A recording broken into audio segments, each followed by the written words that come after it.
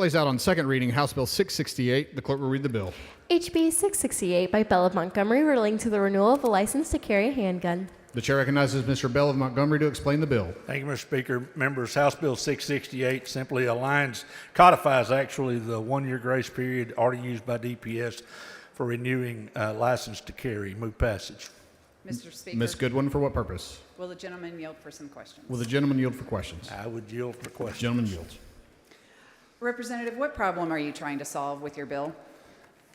So the problem is that when we have our license to carry and it's time to renew, it just clarifies in statute what the practices already are, but it just makes certain we maintain continuity between current practice and statute. We're codifying what is the practice already of DPS. So currently, people are given a one-year grace period in renewing their license to carry?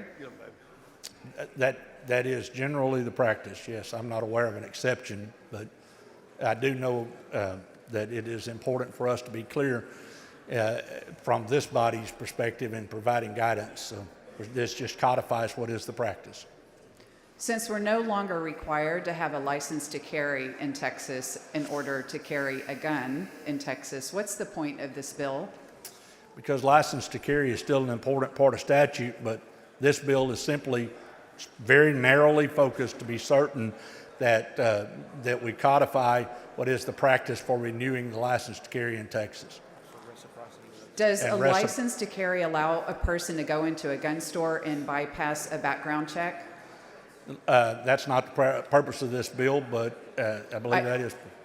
But I'm asking the question, which will lead to another question. Does a license to carry, which you're saying that we're going to have a grace period of a year, if someone lets it lapse, they have an entire year to get it renewed without anything other than just going online or submitting a piece of paper. Can someone go into a gun store and use that license to carry to bypass a background check? That is my understanding, again, not the purpose of this bill, but that is my understanding of one of the aspects of license to carry.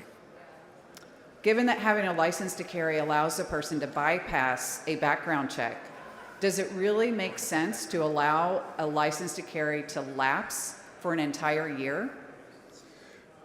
Ask that again. I did not hear what you.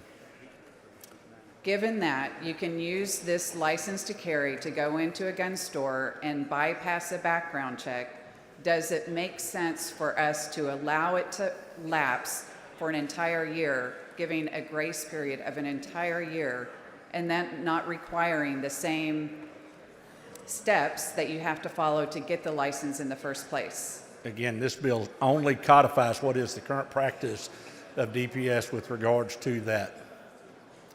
Since you're interested in the issue of firearms with this license to carry bill and ostensibly public safety, did you visit with the Uvalde victims' families or the Santa Fe victims' families or the El Paso victims' families to find out what they thought might be helpful in terms of gun legislation?